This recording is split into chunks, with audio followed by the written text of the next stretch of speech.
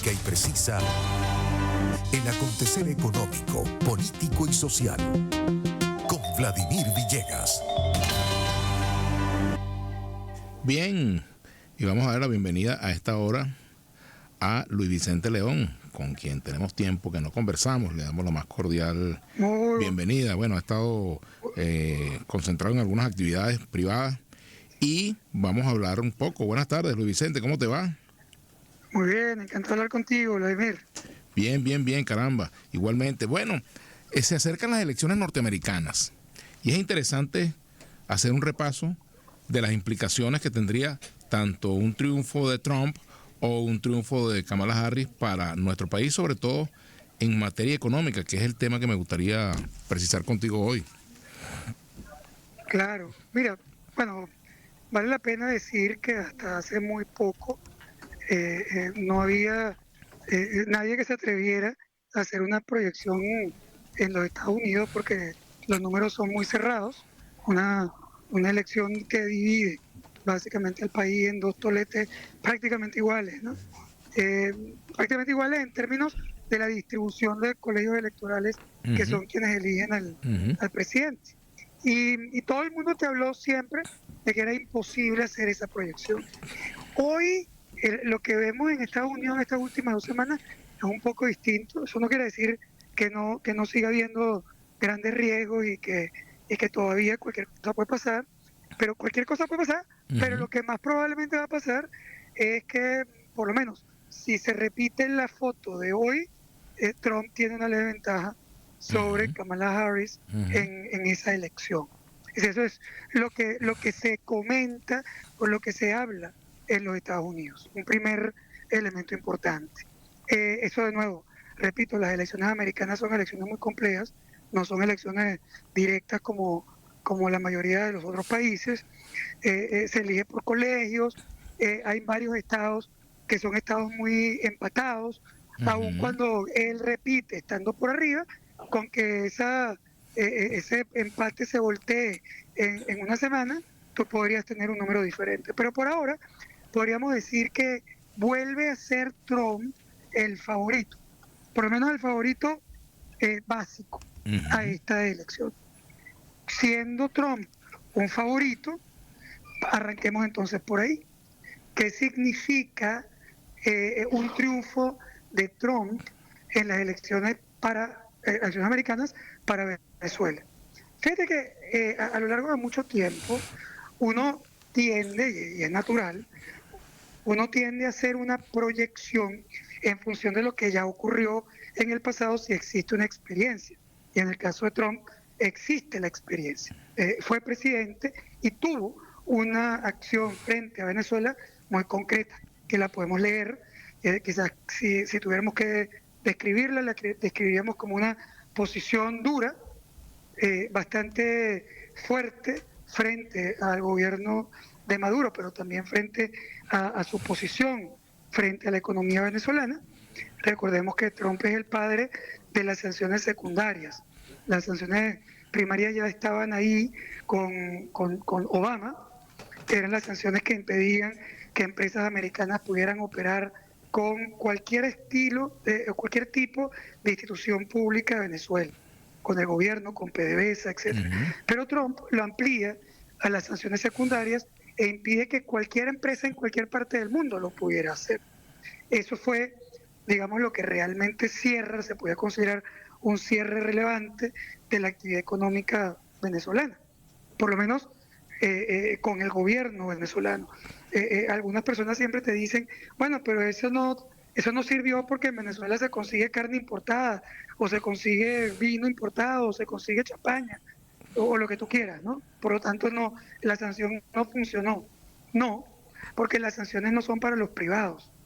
Las sanciones son para el gobierno, para las instituciones públicas. El que no puede importar o el que no podía operar era el gobierno, PDVSA, pero las empresas privadas podían importar mercancías. La diferencia ahí, o lo importante ahí, es que tú puedes importar mercancías siendo privado, pero tú no importas, por ejemplo, un reactor eléctrico para darle luz a Maracaibo siendo un privado. Pues otra cosa, porque en Venezuela la generación eléctrica es pública. Entonces, ahí es donde habían problemas, en algunas partes que están limitadas por la sanción. Y fue Trump el ideólogo original y el ejecutor de ese proceso. Entonces uno podría decir, bueno, si Trump era un actor radical, duro contra Maduro y contra el gobierno Maduro, en términos de aislamiento y sanción, uno podría esperar entonces que de ganar Trump se va a acelerar la estrategia de sanciones y aislamiento hacia el gobierno de Maduro. Esa sería una proyección natural, ¿cierto? Pero puede haber Pero sorpresas, ¿verdad? No, es que ni siquiera creo que va a ser una sorpresa. No digo que podría haber sorpresas, me refiero. Claro, pero fíjate que te digo que ni siquiera sería una sorpresa. ¿Por qué? Porque Trump ha dicho explícitamente que su estrategia del año 2019 fue equivocada, que fue un error. Es decir, él ha dicho, de hecho, fíjate que en estas últimas semanas ha atacado de manera furibunda, incluso a Bolton, que era el actor que él tenía encargado para su relación con Venezuela, y ha dicho que Bolton lo engañó, que la estrategia fue una estrategia equivocada, dijo, no específicamente sobre Venezuela, pero sí sobre Rusia y sobre Irán, que haber utilizado, basado toda su estrategia en sanciones, había sido equivocado y que eso no sería algo que él repetiría. Es decir, cuando tú oyes un Trump que dice, me equivoqué, porque el resultado es evidente, el resultado de la estrategia Trump frente a Venezuela lo estás viendo hoy. O sea, obviamente no le sirvió. Si tú querías cambiar gobierno, no le sirvió. Si querías cambiar la conducta del gobierno, no le sirvió. Si querías hacer un cambio en toda la política petrolera, tampoco le sirvió. Por lo tanto, él ha reconocido que eso no había sido una estrategia conveniente. Entonces, si él ha dicho eso, no puedes proyectar el futuro del gobierno de Trump en función de lo que él hizo, porque él ha dicho que eso no le sirvió. Entonces tenemos que empezar por tratar de entender qué podría hacer. Claro, puede ser muchas cosas, a lo mejor puede ser más duro, puede ser, pero no es lo que ha dicho en principio en su campaña. Un segundo elemento importante, la primera cosa es entonces, podríamos esperar cosas distintas, pero lo segundo es que hay una diferencia gigante entre el Trump del año 2018-2019 y el Trump de ahora. Bueno, el Trump del 21, en realidad, o del 20. Y el Trump de ahora. ¿Por qué? Bueno, porque si tú miras lo que había sido la campaña de Trump para su reelección, la campaña había estado dirigida específicamente al voto latino en los Estados Unidos. O sea, ellos habían desarrollado toda su estrategia de voto latino. Y en el voto latino, el tema venezolano se había convertido en un tema absolutamente vital.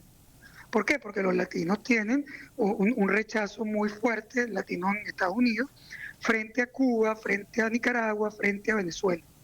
Entonces, él había desarrollado toda una estrategia vinculada al tema del rescate de la democracia y de ataque a Maduro, etcétera, basado en la tesis de que él necesitaba esos votos de Florida para ser reelegido. Y en efecto, él fue exitoso porque él gana el estado de la Florida y gana en el voto latino, pero no gana la presidencia, pues eso fue otra cosa, no le sirvió para el voto americano. Fíjate que hoy la estrategia de Trump es completamente distinta, Vladimir. La estrategia de Trump es una estrategia dirigida específicamente al voto americano. Y entonces cuando habla de Venezuela, ¿de qué habla? De los planes, del tren de Aragua, etcétera. De lo que le interesa a los americanos, no de lo que le interesa a los venezolanos, es correcto. ¿Y qué es lo que le interesa? Lo que le interesa al americano sobre Venezuela es la migración, el tema, bueno, que él además, de hecho, lo usa de una manera radical, en mi opinión incluso discriminante. Él generaliza y criminaliza a los venezolanos alrededor de su discurso. Pero en realidad lo que él está haciendo es tratando de aprovechar el tema específicamente migratorio como un tema de interés para el votante americano. Lo que él está diciendo es: yo voy a resolver el tema de la migración venezolana. Si eso es así, y Trump intenta realmente cumplir su palabra de buscar una solución al tema migratorio, fíjate que las dos cosas claves para resolver el problema migratorio son cuáles. La primera es que tú no puedes bajar la migración aumentando la crisis económica de un país, porque el disparador más importante de la migración es la crisis económica o la expectativa de crisis económica. La gente se va porque no puede pagar, porque no tiene salario, porque tiene que mantener a su familia. Ese es el motivador número uno. El motivador político es secundario en comparación al económico, que es realmente el que hace que la gente se desespere y busque cualquier alternativa para irse. Por lo tanto, para Trump, acentuar la crisis de Venezuela es completamente contradictorio con su estrategia antimigratoria. Y por lo tanto, ya ahí hay un elemento completamente distintivo a lo que había sido su primera estrategia frente a Venezuela. El segundo elemento es que Trump necesitaría desesperadamente un acuerdo migratorio para resolver el problema migratorio de Venezuela. ¿Por qué?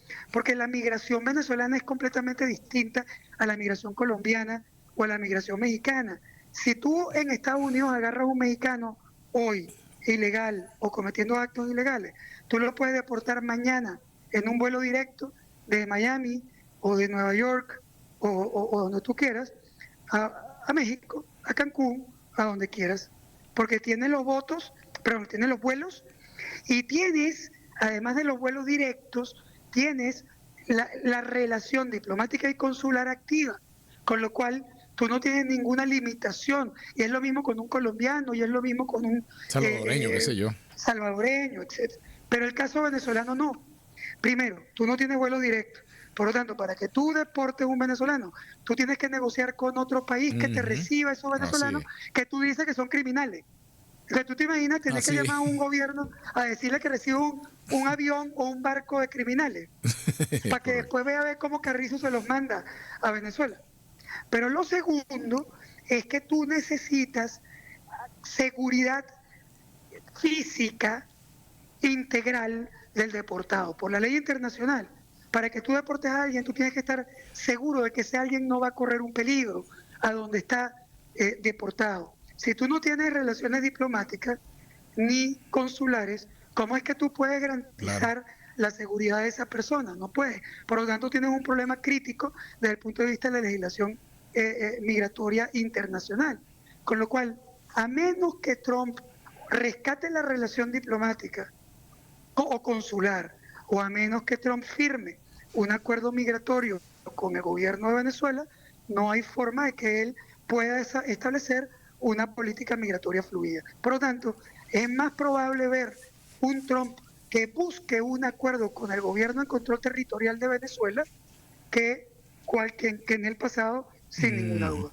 Así es. Entonces, esos son elementos muy nuevos en la relación de Trump frente a Venezuela. El caso de Kamala es distinto. Kamala sí se puede proyectar en función de lo que ya ha ocurrido. Porque es que Kamala es la vicepresidenta de Biden, Claro. que ha estado involucrada perfectamente en la política internacional. Además, se vincula a la acción del Congreso americano.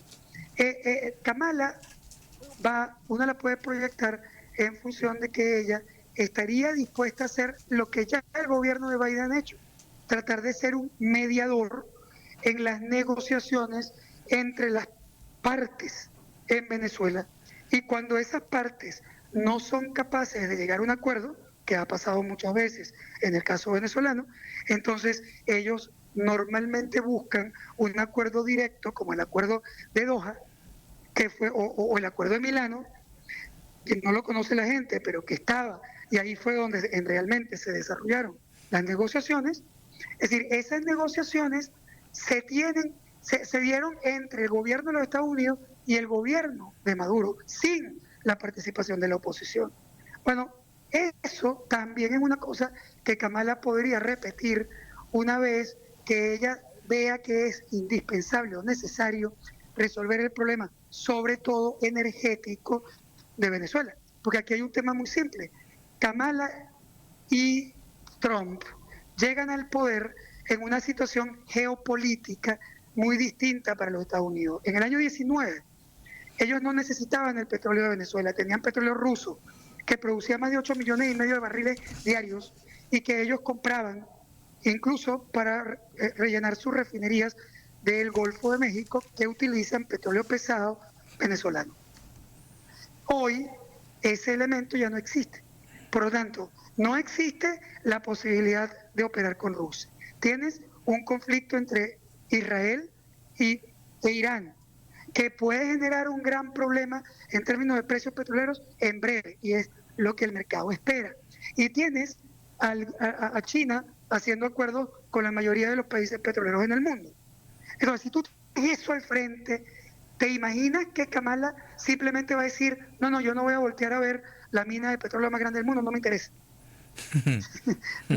No es tan simple. Por lo tanto, este juego, más allá de los ruidos que genera la política y que genera muchos ruidos y que los vamos a oír ahorita, lo vamos a oír a la toma de posesión de Maduro, lo vamos a oír a la toma de posesión del nuevo presidente americano, pero la verdad es que más adelante lo que tú vas a ver es mucha dinámica de negociación porque se requiere resolver el problema energético.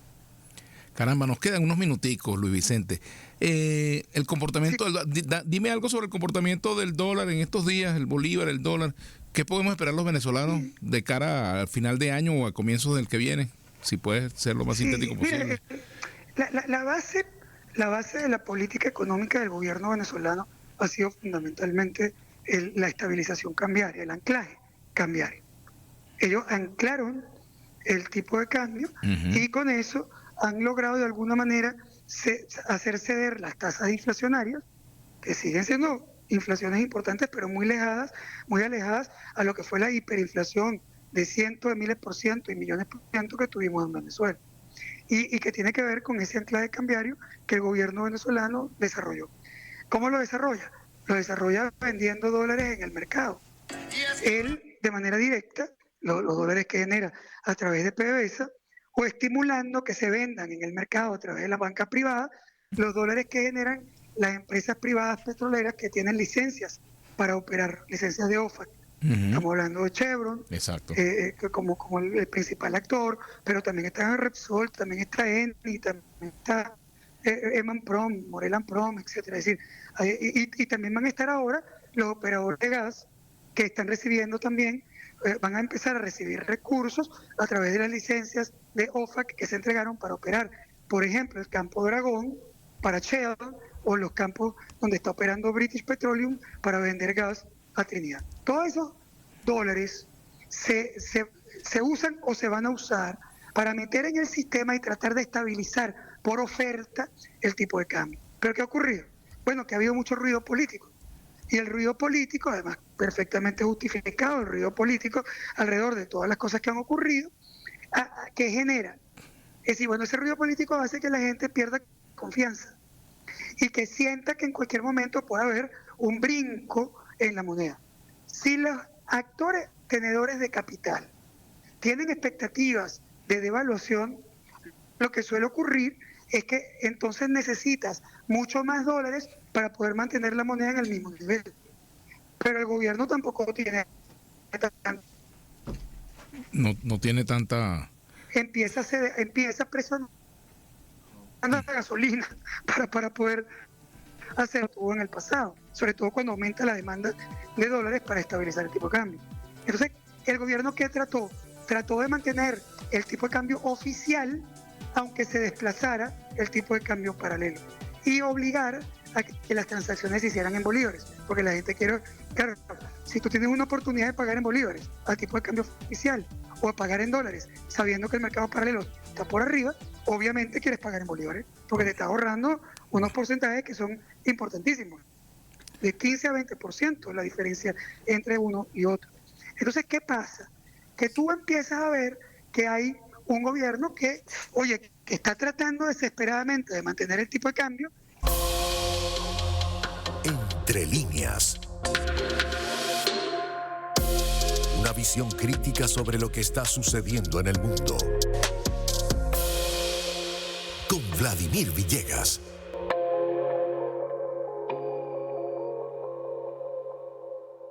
A continuación. continuación, programa Todo Usuario tipo mixto de información y opinión, de producción nacional, con elementos de lenguaje y salud tipo A, que puede ser escuchado por niños, niñas y adolescentes sin la supervisión de sus representantes o responsables. La mesa está servida.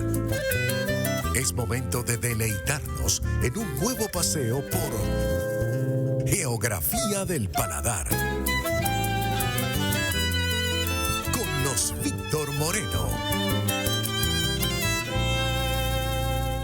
A nombre de Maggi, la sazón de lo nuestro de Nestlé. Muy bien.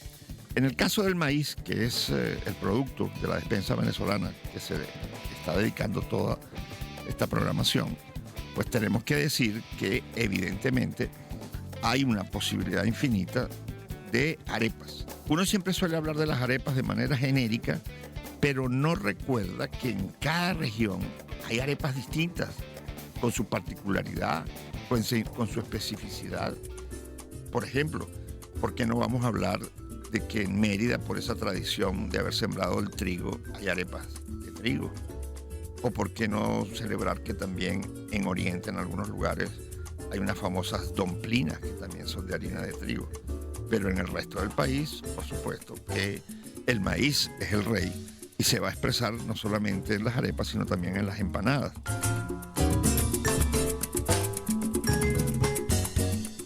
Publicidad.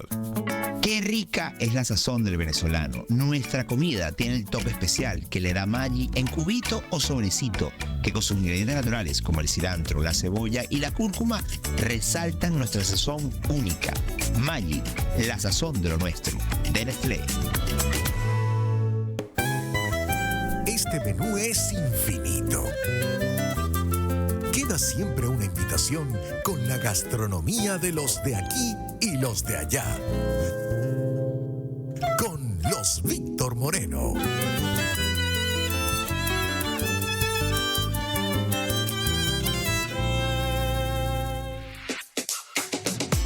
Unión Radio. Un mundo de contenido para todos los gustos. Y ahora, somos más. Entretenimiento, información, cultura. Analistas con años de experiencia. Y 2 periodistas especializados en el área económica. Sintoniza 2 más 2 con Ginette González y Andrés Rojas. De lunes a viernes, de 11 de la mañana a 12:30 del mediodía. Unión Radio. Nuestro béisbol está de vuelta y con él toda su pasión. Vive con Simple TV lo mejor de la Liga Venezolana de Béisbol Profesional. Haz tu mejor jugada, mantente activo y disfruta cada inning de esta temporada con la mejor señal de Venezuela. Así de simple. Lo mejor de la cocina vasca en Caracas. Restaurant Urrutia. Combina la tradición con la innovación en cada bocado. Imagina un mero en salsa verde que se derrite en tu boca, un pulpo a la gallega que te hará suspirar, o unos camarones al ajillo que despertarán tu paladar, rodeado del ambiente inigualable del restaurante Urrutia. Y si prefieres algo más innovador, nuestros tacos de mero y chipirones en tinta de calamar te sorprenderán. Ven y disfruta en la Francisco Solano. Restaurante Urrutia, el de siempre. Lo nuestro es la comida. Hacer país no es una simple frase, es la convicción de hacer las cosas bien. Somos solucionadores y lo hacemos persona a persona. Con nuestros productos y servicios estamos siempre presentes mirando al futuro. En Banplus hacemos país de la mano contigo. En el canal IBC tenemos toda la emoción de la